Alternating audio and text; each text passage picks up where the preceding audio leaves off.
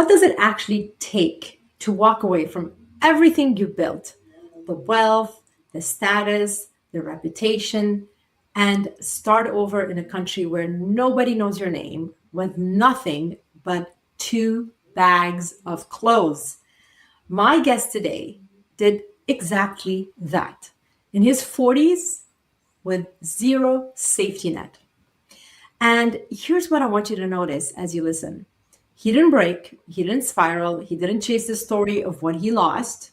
What held him together wasn't about willpower. It was something most leaders never invest in until pressure forces their hand. This is the Neuro Leadership Edge. I'm Claire Hayek, and this episode is going to challenge how you define resilience.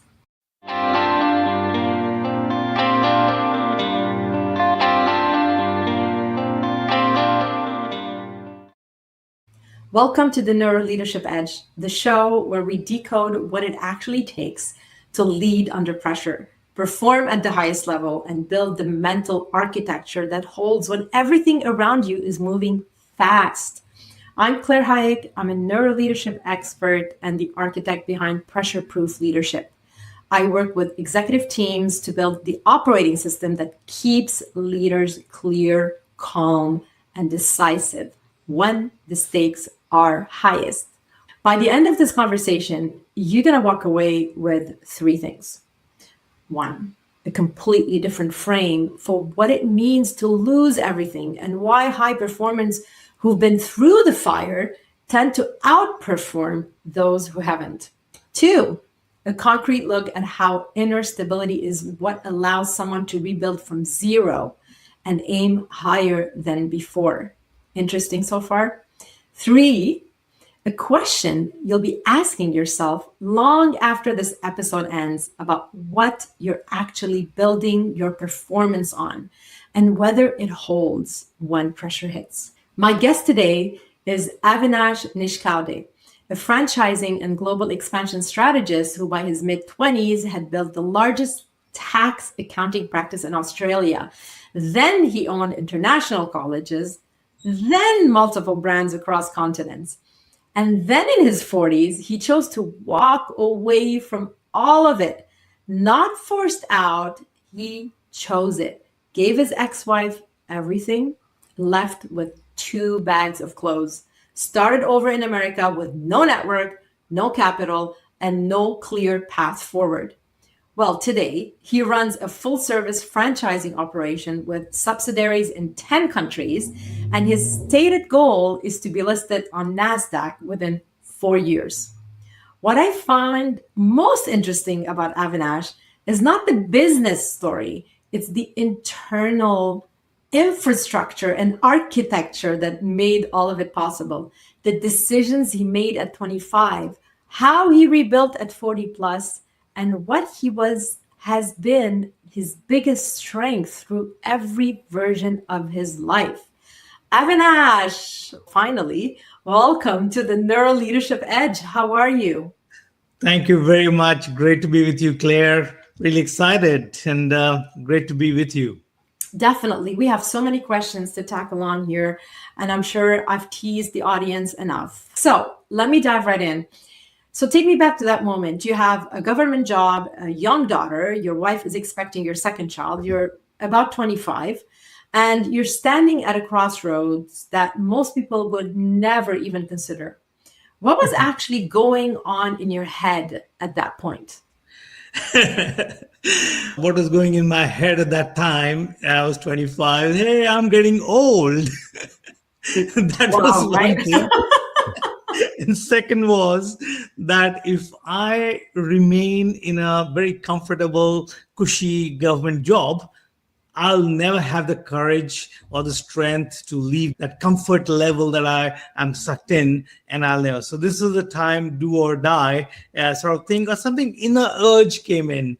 I guess from a society point of view, from a family point of view, it was not the right time. You do, because everyone told me off, and everyone said, hey, you just have a little daughter and your wife is pregnant. You don't give insecurity to her and the family that you're going to go and abandon the comfortable pathway and embark on something unknown. How many tax returns do you need to do to get to your salary level? So there's all sort of things that I Right. came my way, but yeah, I Here mean, we I are. did get the support. Right, here we are, right? I mean, that's something. But you described setting a number at the start of the year, not knowing how you'd get there, but then hitting it, doubling it, and doubling it again. So, Yeah. I mean, this is pretty fantastic. So, what was going on? What was the internal process? What really helped you push through, right? Because I'm sure it wasn't just like, oh, got it, easy, easy. Is there something else that you think you have that So really helped you push through high pressure environments and still perform? That's what I'm interested in. my goals were very low at that time, so it wasn't that high performance as such. Okay. But he is a youngster in a new country, so I'm not on a big anything. But I guess, to be really honest, is I was deeply interested in the meditation side of things, and inside, to me, to get to that inner powers, get to that inner balance, satisfaction, fulfillment, as they call, was a big goal. So I was trying to balance the inner world and the outer world. And I mean, it is quite funny. I started off practice, and the universe also responds to you in some way, especially, so I do remember this clearly in those days. And I would have a meditation, and I said, God, looks like I've run out of clients. And someone would, I get a phone call from one of the Indian radio stations, and they say, "Sir, would you like to come on the radio? We'd like to interview you." And I said, this is the first time for me. And I said, how much will it cost? He said, no, no, no, you be our guest. I said, oh, free. So, okay, go for it. And so I was invited, and then I spoke for some time. I got 10 people calling me, sir, can you please accept me as your client? Here I was hungry and wanting. So I do believe Amazing. that it has got to do with your inner world and the outer world together. And you always try and do the right thing by people. So even at that time, we had to make a big strategy. There was someone in the community who was 10 times better, maybe 100 times better than me in marketing. And, so he had a cheap as a price. And I sort of positioned myself, if you want to be the best accountant, you come to me, Right. And so, I mean, obviously, there's a lot of sales and marketing in there, but what I really want to focus on this show is the resilience that you have in you, as well as the determination. And also, you mentioned something very specific: the inner and the outer. So the yeah. inner and the outer balance is extremely important, and a lot of people take that for granted, and they think if they just push, but they're not aligned with who they are. They're not coherent with, their brain is not coherent with their heart, is not coherent with the gut. I call it, it's the three-way axis, it's the three axis that gives you inner balance, that helps you show up with calm authority, that helps you stay aligned and have clear decisions no matter what's happening on the outside world. And that's so underrated. And for you, obviously, I think it was like a given. So of course, I'm going to be in the inner and the outer, but you'll be surprised. A lot of people are not even aware that there's an inner and an outer. They're just reactive. And I think this is a great story and a great angle to look at. So, which brings me to my next question. So at 18 or 19, you mentioned you were seriously considering going to the Himalayas to search for God, right? Yes. Now that's remarkable thing for someone who would go on to build a multi-country business empire. So what happened there, and how did that tension between that, we talk about this, the inner and the outer, the spiritual pursuit and the material ambition. So how did that tension between the inner and the outside actually work out for you? Like, how did you leverage that? I think, in looking back, my mother was a doctor, father was an engineer. So first thing I decided was not to go into the sciences area, and chose to do the accounting. So they don't understand what I'm doing. Right. And in India those days, to become a chartered accountant was a very big deal. And so I chose that. And normally, so I was very lucky, and I was very quick in passing those. And at that point, when the third year, my degree, I thought, hey, what is the highest thing to achieve in life? That was a question that I asked myself. And I read a lot of biographies in those days of great people from material world, business world, spiritual world, and all that. And I remember asking myself, damn, I don't have any, success at all. Although I played nationals in sports and I was a very young chartered accountant, but I thought I don't have any success because I can't even calm my mind. So I enrolled just after my degree in MA philosophy and read every religion, everything that I could read, all the mysticism. And I realized that is the highest thing to achieve in life, is to get to so-called God or cosmic consciousness in philosophical sense. And so to do that, I went around India and I was almost ready to go to Himalayas, give up this material life, never get married, become a vegetarian, all those sort of things that I was genuinely seeking. And that's when I met one lady called Srimati Nimla Devi. And Srimati said, you don't have to renounce, you don't have to give up all your responsibilities, thing. And spirituality has to be inside. And she talked about certain things, and that really changed my life altogether, where I did not see materialism or business or a career as something that I had to give up in pursuit of spiritual fulfillment. Right. But it can go together. In fact, the material side can be a reflection of your inner spiritual world as well. And so that's what really changed my life. And really, that's how the journey. And I'm very happy for those changes and that earnest desire, honest seeking of spiritual fulfillment in a way that shaped my life, that shaped my personality and bigger goals and bigger things to achieve. Yeah, and you pretty much described what I work on every day with executive teams. That inner stability. It's not just like this thing out there, right? It really lives inside of you. No matter what's happening, you don't have to go put yourself in, become a monk in order to have that inner stability. It actually is a great tool. It's a must-have tool when you are under pressure, when you are somebody that thrives and really lives in an environment that is constantly probably changing, uncertain, etc. It's basically, like I said, this is what I work on every day with executive teams, that inner stability that holds when the outer world just is chaotic, is maybe disruptive, or is collapsing. But you don't get that from a leadership program. You don't go to school for that. You get it from life.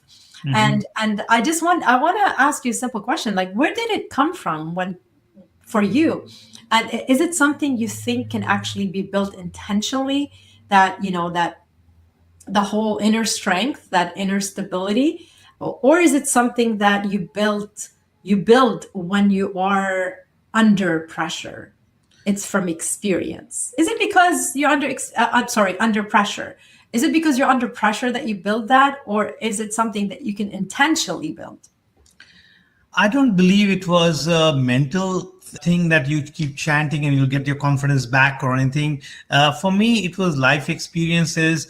And as I started to walk the life, take steps in life, and you got the feeling that if you meditate and connect with that higher power, whatever one may describe in their own belief, religions, whatever it may be, whatever it is, it's the same faith and thing.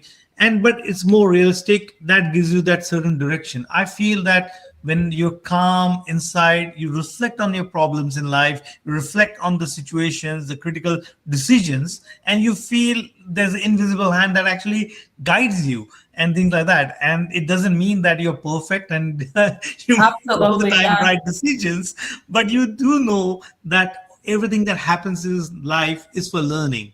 And if you can pick up the threads and see, okay, what can I learn from this episode of my life, and what can I, so I do believe that one is the confidence and in yourself, your abilities, and knowing that no matter what happens, you will be taken care of. You are well protected, and that gives certain way of things. So you're not always making bad decisions because of your Right. fear or worries or tensions and things A like that. failure or things that are not going Exactly. exactly your way. There's always a gift. There's always a gift to find, no matter what's happening. And basically, I mean, it's kind of bring me back to that the moment most people kind of avoid talking about when you have something really big happen in your personal life, and you opened up and you mentioned that you walked out of your marriage in Australia with 2 bags of clothes, and you chose to give away everything you built. That is very big. That's a huge decision. And what I want to know, I guess, not the legal logic, like what happened, why, and like I'm not interested in that. I'm interested in the mindset, the what was happening inside, the internal decision. So can I assume that your sense of letting go, your sense of that calm authority that you've built and that alignment gave you the strength to even to make that hardest decision with and let everything go and walk away? Because in your opinion, that's another lesson to learn from, and that, you know, what's new and the excitement of creating something else. Like, what was happening? Like, what was the struggle on the inside?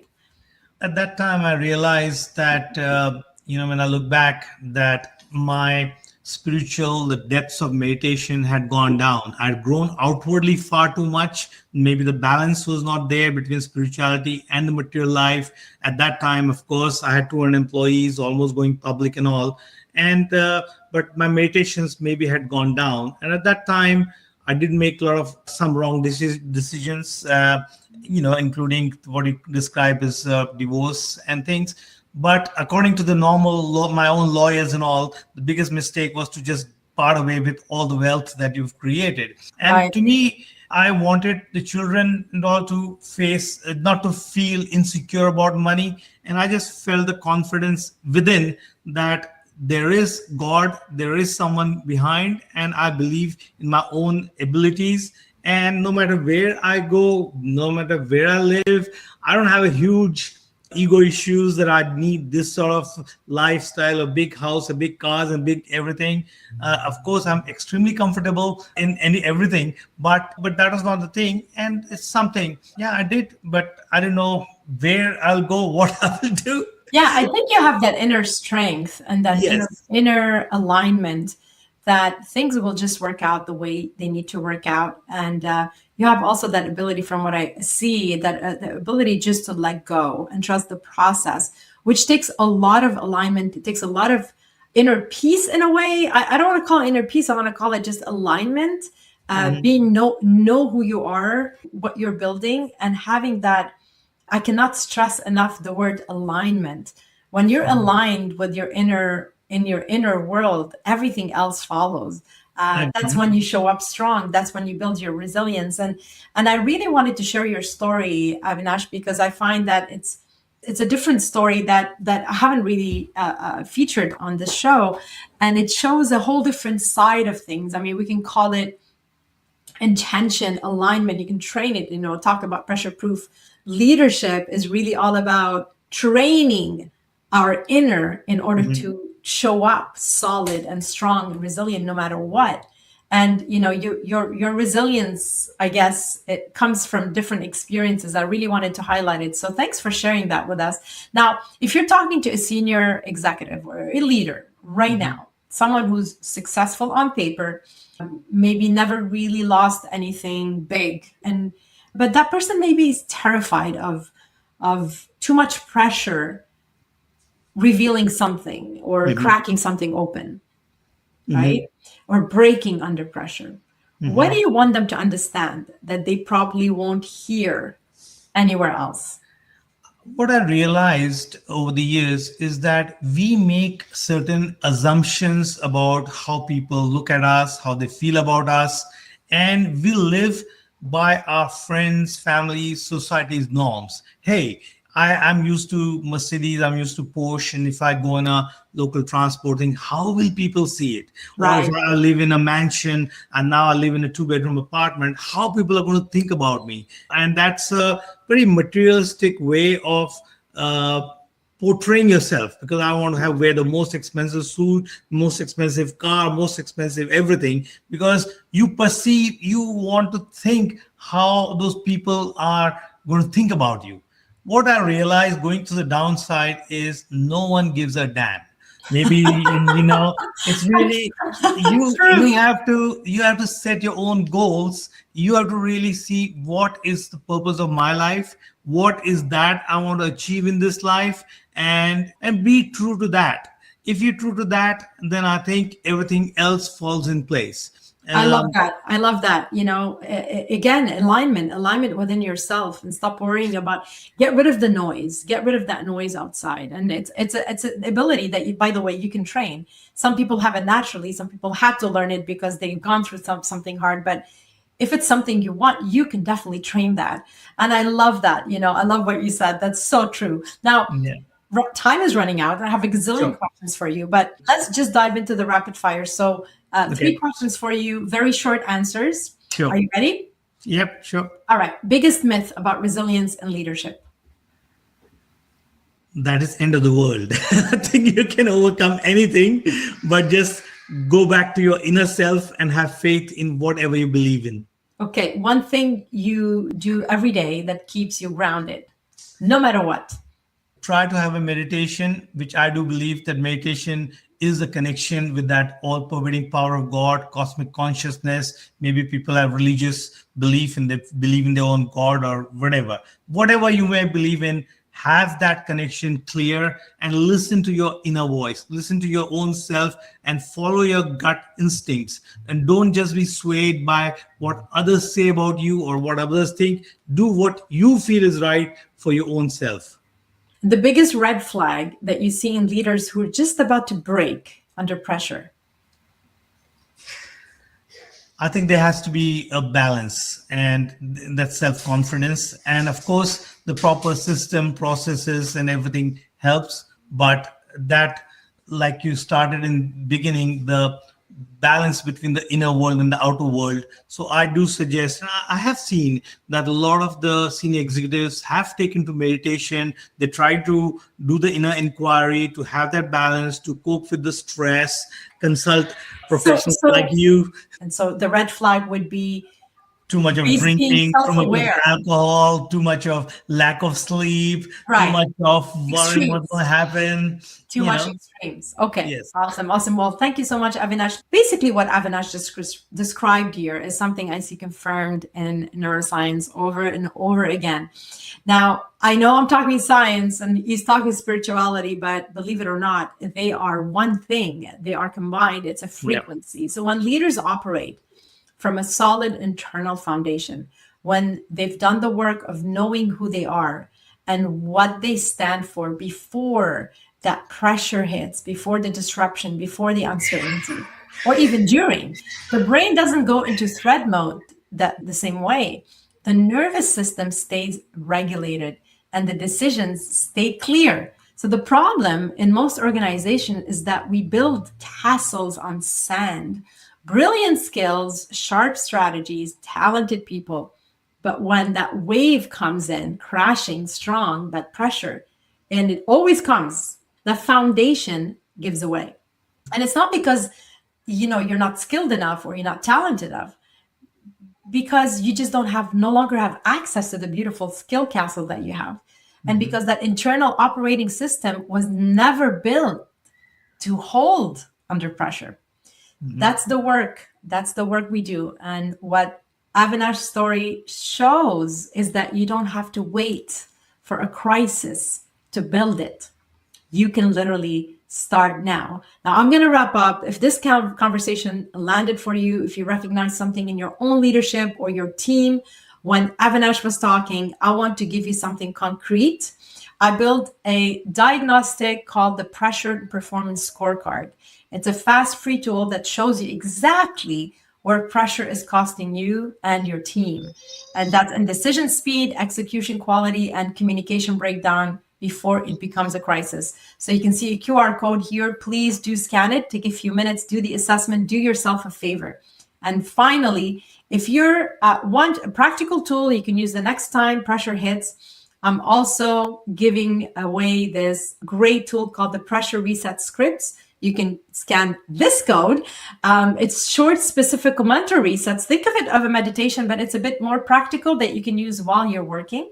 and it's designed for these real moments. So you can grab it as well via this QR code. And if you're listening to us, please check the description. In the description, you'll have both links for these free tools. And at the end of the day, the goal isn't to avoid pressure, is to stay sharp when it actually arrives. And Avinash, this has been a genuinely remarkable conversation. The fact that you can talk about losing everything and frame it as proof, evidence that something larger is at work. That is exactly the kind of leadership clarity that most people spend decades basically building. Thank you so much for being this open. And we're going to put your LinkedIn link for everybody if they want to connect with you. And any last words, Avinash? No, thank you very much, Claire. And those who are listening to you, I want to urge them that life is too short. Live every second of it. Don't live an average life just to survive and die one day. Aim for something big for yourself, for your family, for the society at large. And, end of the day, you will have great stories to tell your family and the world at large. So make something really special about being on this earth. And be impactful. Be impactful. Yes, absolutely. Thank you so much. If this episode moved something for you, share it with one person who needs to hear it. The leaders in your life who look like they have it all together, they need this conversation too.